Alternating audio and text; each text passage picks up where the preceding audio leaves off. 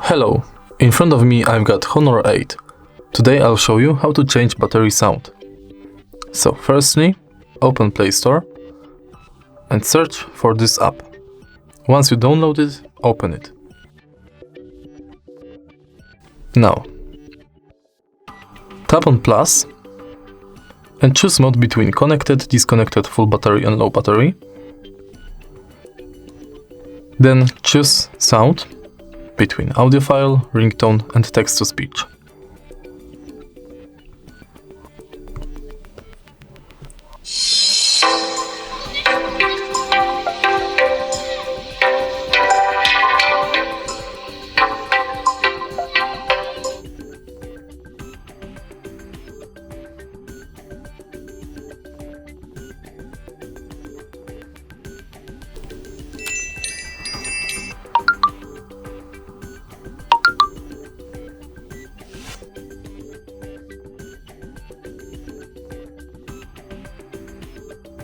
Connected.